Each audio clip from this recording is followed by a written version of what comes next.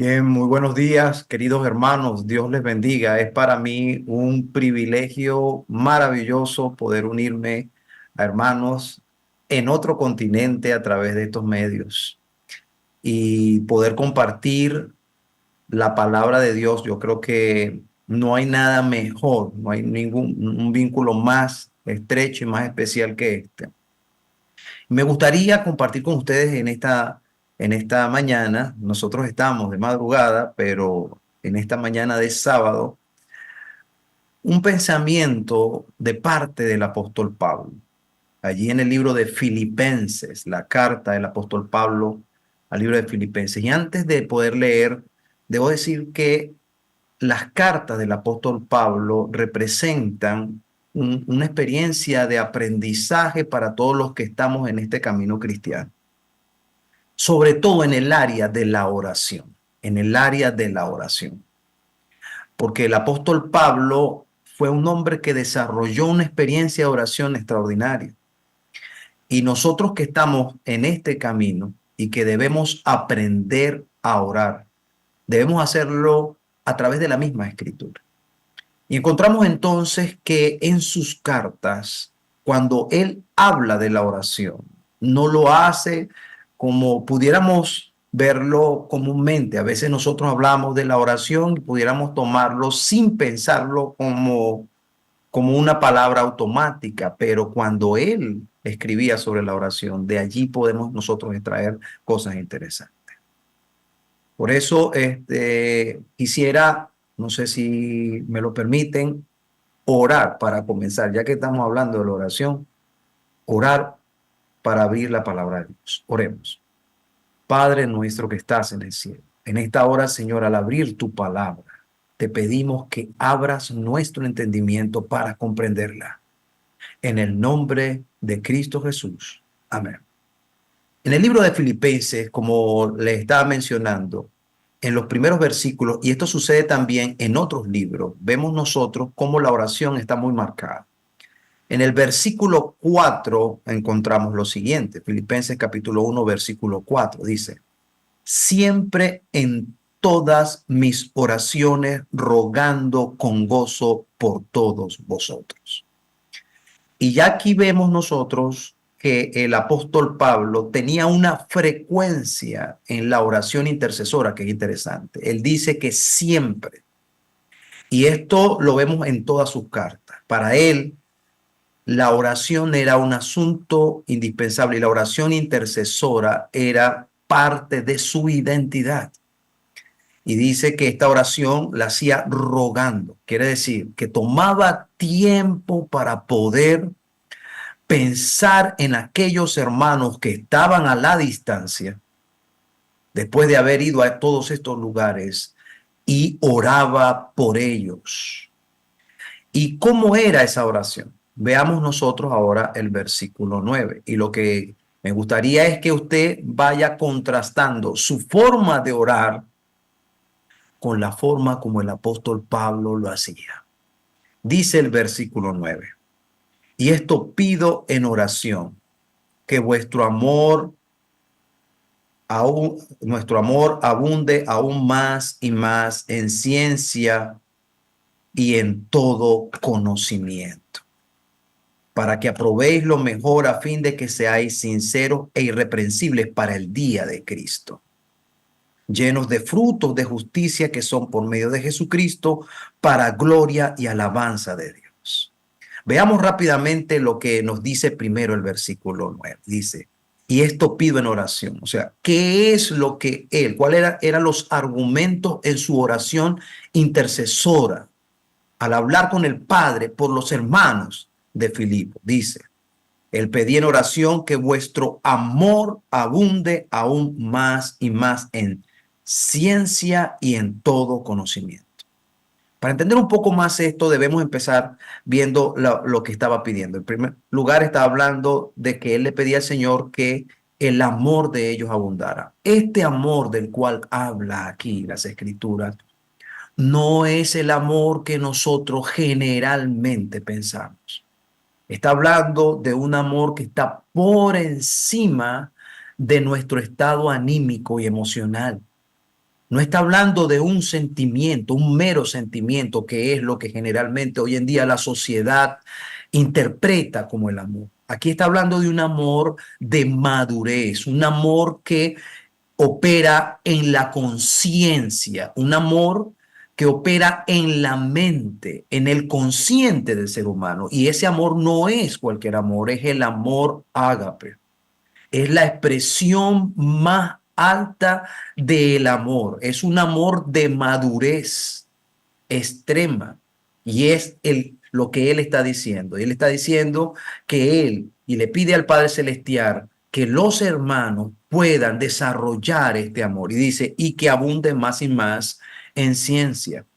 Esta es otra palabra también interesante, porque al hablar de ciencia, está hablando de la palabra conocimiento, pero no de cualquier conocimiento. Está hablando del conocimiento más alto, el que está por encima de todo conocimiento. Es el conocimiento que plena todo y que explica todo. Por lo tanto, el amor al cual está hablando es un amor que no tiene que ver con un sentimentalismo barato. No es una emoción pasajera, inducida por una experiencia superficial. Está hablando de un amor que ha hecho saturar la mente completa del creyente y que le permite poder ir más allá de su estado emocional. Porque nuestras emociones son pasajeras. Y el amor que hoy se presenta en la sociedad es un amor que depende del termómetro circunstancial de la vida. O sea, si me tratas bien, yo te amo. Si no me tratas bien, no te amo. Si me siento bien, te amo. Y si no me siento bien, no te amo. Basado en el gusto, en la experiencia visceral. Pero este amor es un amor que se ha profundizado en una ciencia suprema, que es la ciencia que viene de la verdad, que lo explica todo, la persona de Cristo, que es la verdad total. Cuando una persona alcanza este nivel de amor, puede superar el desaliento, puede superar la tragedia, puede superar la adversidad, puedes perdonar a tu agresor, puedes comprender a una persona aun cuando te maltrata, porque tu amor está lleno de un conocimiento supremo, más allá de nuestro estado anímico. Fíjense ustedes entonces este tipo de oración que él está haciendo.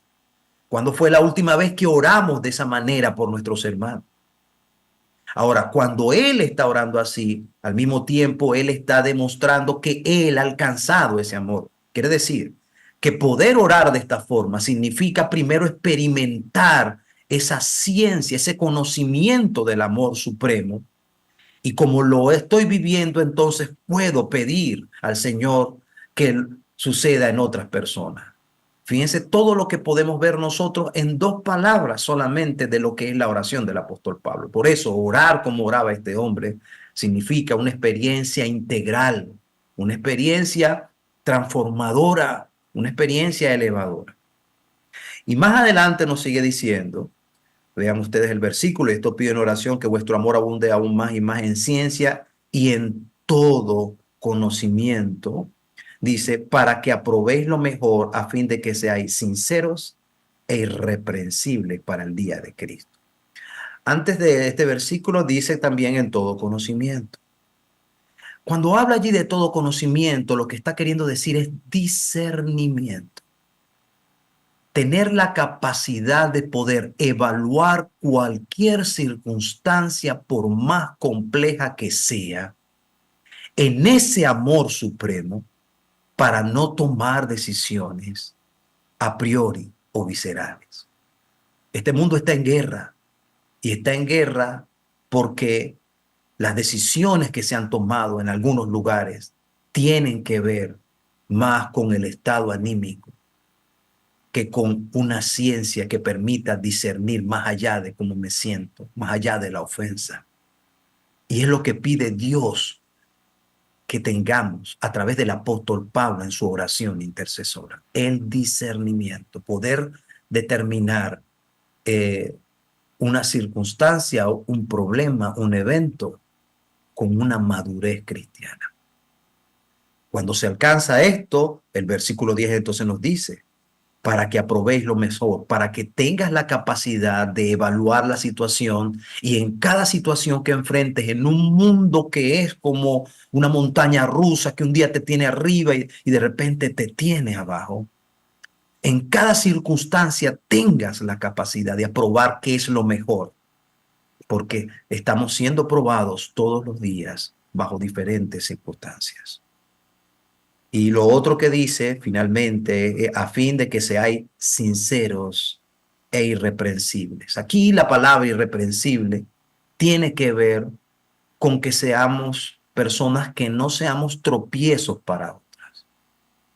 Que mi actitud ante la gente con la cual me relacione le impacte, que la persona quede sorprendida porque esperaba de mí una respuesta, pero ha recibido otra y eso le ha hecho cambiar. Bueno, esto es lo que nos está diciendo el apóstol Pablo y quiero decirles que esta es una de sus oraciones. Si por ejemplo vemos la de Efesios capítulo 1, también nos sorprenderemos. O sea, cuando Pablo oraba e intercedía por el pueblo de Dios, siempre el énfasis, apreciados hermanos, era que tocara la mente, que sucediera algo en la mente y en la conciencia del cristiano, porque el corazón del cristiano es su mente. Y el Espíritu Santo actúa de forma racional en el corazón del cristiano. Los cristianos no nos movemos por emociones. La fe de la Biblia no es una fe basada en sentimientos, es una fe basada en una ciencia profunda que transforma nuestra vida, que nos da identidad, sentido de propósito. Y cuando sucede eso, realmente somos transformados. Y la gente verá que somos distintos. Finalmente el versículo 11 dice, ¿cuál es el resultado de todo eso? Dice, llenos de frutos de justicia, que son por medio de Jesucristo, para gloria y alabanza de Dios. Este es el propósito, que la gente vea que cada vez nos parecemos más a Cristo y menos a nosotros mismos. Y que la gente no diga, oye, qué hermano tan espectacular, sino que la gente diga, gloria a Dios. Hoy percibí a Jesús en esa persona. Que la gloria no nos la llevemos nosotros, no se trata de eso, sino que la gente sepa que Jesús vino, porque al ver la forma como nosotros respondemos ante cualquier circunstancia, con un amor, el conocimiento de un amor supremo, la gente diga, Jesús sí bajó, Jesús sí estuvo en la tierra, Jesús sí vino. Lo veo en la huella de las personas que le siguen. Que Dios nos bendiga en esta mañana y que podamos nosotros desarrollar esta experiencia, este conocimiento. Comencemos a orar primero por nosotros y después oremos por todos nuestros hermanos para que se alcance este propósito divino. Dios les bendiga.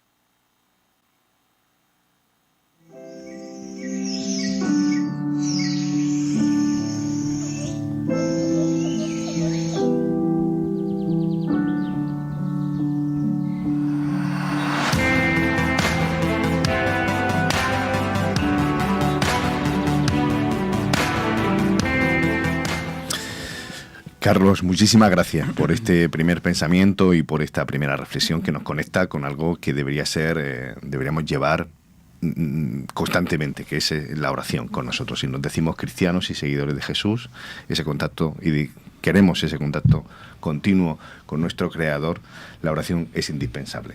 Si os parece, abrimos un poco esa ronda de impresiones de lo que Carlos nos ha puesto encima de la mesa, y seguro que hay muchos recovecos y cosas que sacar y exprimir el jugo. ¿Quién empieza? Esther. Aquí, activando el audio ya. Muy bien, pues, ¿sabes, Carlos? Me parece más que necesaria y útil la reflexión de hoy. Entre otras cosas porque nos has hablado de unas cuantas cosas que hacen falta y de hecho en algunos lugares parece que ni existen, ¿no? No había reparado yo en esto, por ejemplo, de la invitación de orar con gozo. Sí, hay muchas oraciones y muchas oraciones, claro, las privadas ese es asunto de cada persona con Dios, pero hay muchas oraciones que se hacen en público en las que el gozo no es precisamente el protagonista, ¿verdad? Y da la sensación de que a veces, más que orar, pues estamos recitando letanías, ¿no? Y a veces unas maneras de, como de relacionarnos con Dios en las que falta mucho gozo, al menos falta de forma aparente, ¿verdad? Pero yo creo sinceramente que en esta sociedad cada vez más mentalmente atrofiada, pero por voluntad propia de los seres humanos que deciden no pensar, que nos hables no solo de gozo, que falta tanto, sino de discernimiento, de conocimiento del de verdad, de buscar la forma efectivamente de llegar a conclusiones convenientes después de haber pensado. Y que además nos hables no solo del egoísmo imperante también, sino de que es una buena idea orar por los demás. Es decir, que recordemos que parte de los beneficios que podemos encontrar para nosotros se encuentran en pedir beneficios para otros. Me parece más que necesario, ¿eh? Yo creo que es una reflexión de estas que nos debería hacer sentar a todos con calma, sentados hacia atrás, ¿sabes? Cómodos para decir, uy, espera, un momento. ¿Tendré suficiente gozo en mi oración? ¿Tendré suficiente deseo de discernir? ¿Tendré suficiente deseo de conocimiento del de verdad, no de las tonterías? Estamos llenando nuestra cabeza con tantas tonterías, con tantas vacuidades, con tantas cosas innecesarias, que creo que es más que pertinente que podamos hablar de esto. Así que te agradezco realmente la reflexión que me invita a pensar y me invita a resituar también mi manera de orar. Gracias por ello. Amén. Amén. Bueno, sí, esa es la idea. La idea es que nosotros aprendamos a orar. Los discípulos, cuando escucharon a Jesús orar, se vieron impresionados. Era gente que oraba. Estos hombres eran hombres de oración, con ritos de oración constantes. Pero cuando ellos escucharon a Jesús orar, llegaron a la conclusión de que no sabían. Y le dijeron a Jesús, enséñanos a orar. O sea, la humildad de poder reconocer que no estoy al nivel en el que estás tú por la impresión que les causó el efecto de Jesús, mirar a alguien orar. Imaginen lo que pudiera pasar si nosotros aprendiéramos a orar así y la gente entrara a la iglesia. O sea, es un poder tremendo, ¿no? Pablo. Nada, estaba pensando en todo lo que decía Carlos. Buenos días, Carlos, feliz sábado. Feliz sábado. Y tengo una pregunta menos teológica y un poquito más funcional. Dispara. No traje las armas hoy, pero la pregunta es, Carlos, ¿qué efecto tiene la oración en la vida de Carlos, en la vida diaria de Carlos? Hemos escuchado toda la parte de explicación teológica que es genial, de la cual no tengo mucho más que decir porque ha sido excelentemente claro. Y ahora la pregunta es, ¿y esto cómo funciona en la vida diaria de Carlos? ¿Cómo es realmente, y sobre todo, como diríamos, a pie de calle, en la cotidianeidad, me costó decir la palabra, no de cosas espectaculares, sino de cosas justamente diarias, simples, sencillas? ¿Qué nos puedes contar, Carlos, por favor? Bueno, fíjate, gracias por esa pregunta. Tú sabes que yo inicié este estudio precisamente buscando comprender y aprender sobre la oración para mi experiencia personal. Así que comencé a investigar la oración en la Biblia de los hombres de Dios. Y eso me ha ayudado mucho porque en este trabajo en el que yo me encuentro, es un trabajo de subidas y bajadas, de circunstancias tremendas y a veces circunstancias que pueden ser muy difíciles y dolorosas en ocasiones. Entonces yo descubrí algo. Yo descubrí que lo único que yo necesitaba era paz. Yo descubrí que era lo único que yo necesitaba y descubrí que la paz no la daba la esposa, la paz no la daban los hijos, la paz no la daba el trabajo, la paz no la da el dinero. Yo entendí que la paz es algo que solamente viene de Dios. Entonces, yo comencé, y yo creo que fue un aprendizaje que a veces el Señor nos los da por golpes, pudiéramos decir, por circunstancias difíciles. Yo comencé a buscar al Señor en mi necesidad, en mis luchas, en mis avatares desde que estábamos jóvenes. Y una práctica que tengo y que no la he mencionado y que creo que es la primera vez que la voy a mencionar aquí, es que yo hago largas caminatas, a veces caminatas de 3 horas, y las hago por zonas rurales. Aquí tenemos una zona rural interesante.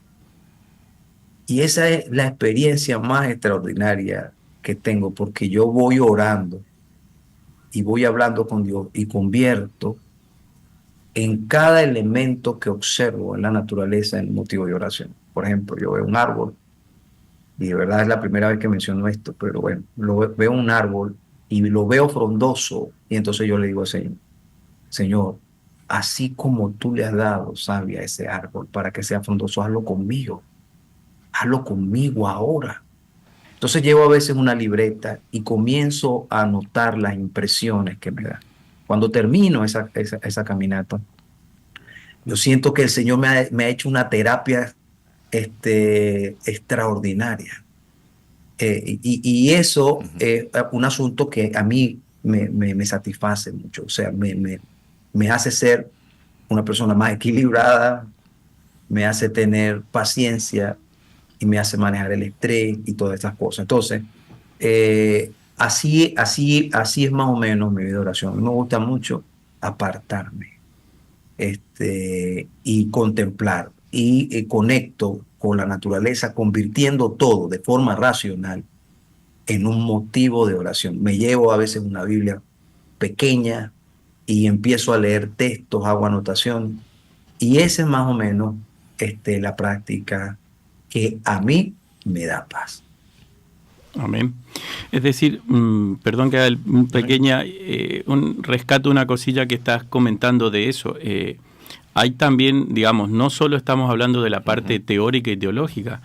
Tú mismo estás mencionando que hay una parte de, no quiero decir sentimiento, porque sentimiento nos estaríamos refiriendo a otra cosa, pero sí hay una parte viva de esa experiencia. No es solo leer, sino es también sentirlo, ¿no?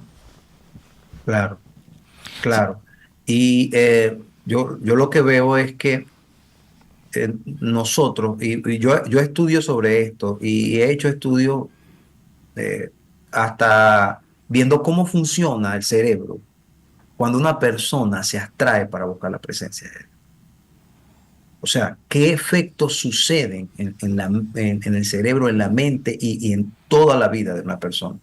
Y he descubierto que nuestra gran lucha en este momento es eso. O sea, toda la sociedad está organizada para que tu mente no esté saturada de tal manera que no pueda aislarse, como dice el Señor, buscar al Señor en lo secreto.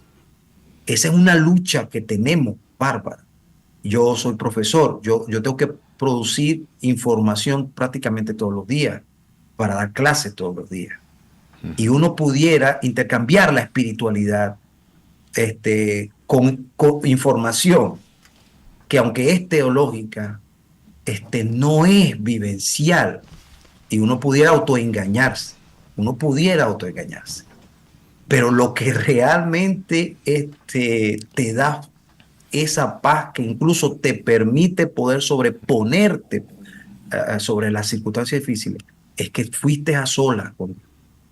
Y eso yo creo que es uno de los grandes desafíos. Tenemos que aprender a orar y debemos reconocer que no sabemos, que necesitamos aprender todos los días. Y eso es clave lo que acabas de decir, es un tema de reconocer que no sabemos, porque el día que tú digas yo sé orar y oro perfectamente, te falta bastante. Casualmente me hiciste recordar cuando yo estoy bautizado desde hace 7 años.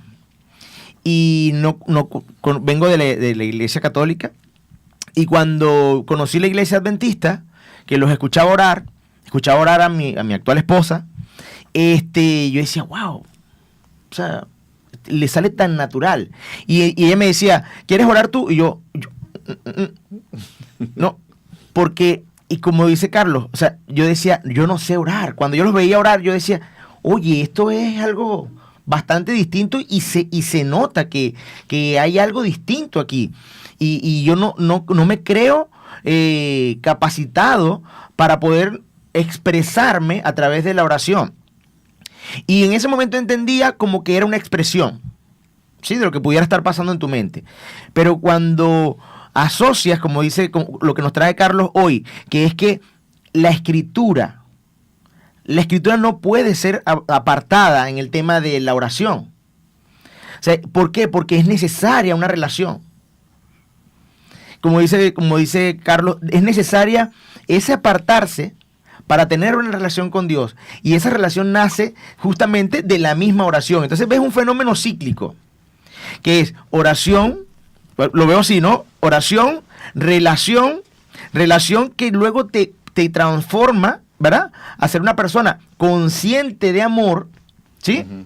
Y que luego esa conciencia de amor, esa conciencia de amor por ti, amor por el prójimo, amor por Dios, te lleva a tener un conocimiento distinto. Por eso es que la palabra conocimiento en este es que es real. Y entonces ya ahora, ¿qué va a modificarse una vez que tú tienes ahora una nueva pauta de pensamientos?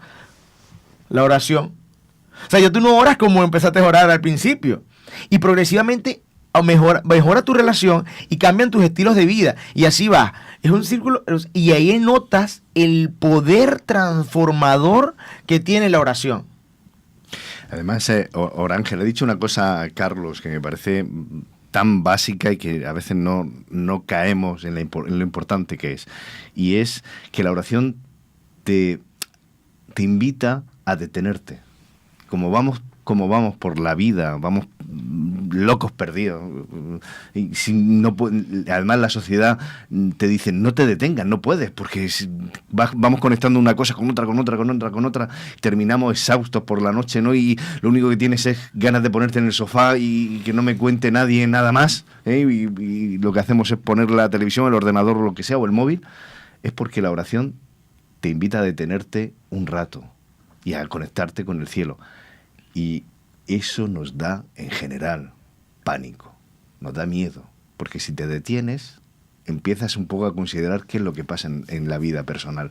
Y eso no siempre estamos dispuestos y tenemos la valentía para mirar qué pasa. Mira, pues a lo mejor mi vida no es todo lo que yo había deseado, y como no queremos mirar lo que hay para empezar a movilizarnos hacia lo que queremos, pues seguimos en esa locura.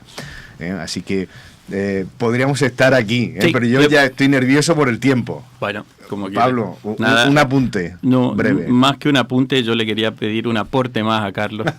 Perdón. ¿Nos puedes contar una experiencia súper cortita de algo súper normal que te ha hecho la oración a ti? Es decir, en tu vida diaria, ¿qué pasó? ¿Eres profesor? Me pasó una vez tal cosa. Quiero saber qué efecto ha tenido la oración en ti, luego de haberla estudiado y de practicarla y tener esa vivencia como estás explicando, que esa era la palabra que estaba buscando. Perdón, estoy haciendo lío aquí. El tema de que la oración tiene su parte teórica, teológica, pero la vivencial es a la que intentamos llegar, ¿no? Claro. Por supuesto. Yo pienso que la iniciativa de la oración la toma Dios al colocar las circunstancias para llevarte a ello. Cuando hiciste la pregunta, hay una serie de experiencias. Voy a tratar de contar una que para mí fue fundamental. Yo tenía unas luchas terribles cuando era muy joven. Yo me sentía el peor cristiano del mundo. Y yo me sentía dentro de la iglesia que nadie tenía los problemas que yo tenía. A tal punto que yo dejé de dormir. Yo recuerdo una noche que yo me sentía tan mal, que tenía una mezcla de miedo, dolor y vergüenza. Una cosa espantosa. Y yo necesitaba el apoyo de alguien. Yo estaba en mi cuarto y al lado estaba el cuarto de mi mamá, pero yo me sentía tan mal que no era capaz de poder salir de mi cuarto, ni bajarme de la cama. Eso fue una experiencia terrible. Yo quería ir a acostarme con mi mamá y abrazarme a mi mamá. Era lo que necesitaba. Pero no tenía ni la fuerza para bajarme de la cama. Y en esa circunstancia yo comencé a hacer algo porque yo me empecé a desesperar y yo dije, necesito, y comencé a hablar. Y utilicé mi imaginación por primera vez para algo bueno. Entonces yo dije, si Jesús entrara a mi cuarto, y entonces comencé a hablar, Jesús entra a mi cuarto, y lo imaginé parándose en el umbral de la puerta. Cuando lo imaginé allí, lo imaginé mirándome con una mirada que es lo que yo creo que él hacía. Él te miraba y podía ver todo lo que había dentro de ti, pero al mismo tiempo te decía con la mirada, sé lo que eres, yo sé realmente lo que eres, pero aún así te amo. Y me lo imaginé de esa manera. Y entonces yo comencé a hablar y empecé a decirle, Señor, por favor, ven, no quiero que estés ahí en la puerta, por favor, acuéstate conmigo aquí, a mi lado. Y me imaginé a Jesús caminando y acostándose a mi lado. Yo lo que tenía era más o menos 19 años cuando eso me sucedió. Y yo me volteé como si él estaba acostado a mi lado y comencé a hablar con él. Y debo decirles que fue una experiencia extraordinaria. Fue la noche más placentera de mi vida. Porque fue la noche donde yo comencé a orar y a hablar con el Señor. Entonces, esa fue una experiencia que hizo un clic, un antes y un después para mí. Amén. Me cuento esta rápido, discúlpeme, ¿verdad? Porque ustedes me están entusiasmando. No, pero que van, disfrutando, estamos aquí. Lo que pasa es que me ponéis en el apuro, ¿no? Porque podríamos seguir un buen rato, pero... Simplemente te digo, lo que Carlos nos cuenta es que lo que la teología dice funciona. Uh-huh. Bueno, pues... Bueno, también hay oraciones que han sido muy duras. Luchar toda una noche en oración, sentado con la Biblia en la mano, en medio de una encrucijada, y para convencerse de hacer la voluntad de Dios cuando tú lo que quieres hacer es otra cosa. Y luchar toda una noche en oración. Bueno, el Señor me ha colocado en varias ocasiones en esa circunstancia. Y lo que pasa es que aparentemente lo que hace el Señor es hacer esto para que desarrollemos una fe mucho más sólida. Así que experiencias, pues, hay varias. Amén, amén. Bueno, hablábamos de... Gracias, Carlos, gracias. Precisamente es el apóstol Pablo quien nos ha puesto aquí delante la experiencia de él, que nos sirva como ejemplo y como experiencia de vida. Hablamos de experiencia, y es el que dice orad sin cesar, porque debe ser una actitud, algo que impregne nuestra vida. Hacemos un punto y aparte. Así que muchísimas gracias de nuevo, Carlos, y rápidamente lo que vamos a hacer es seguir avanzando. Así que, Juan Luis, avancemos hacia nuestra escuela de Biblia, pero antes estiremos las piernas, tomemos un vaso de agua, con una pieza musical.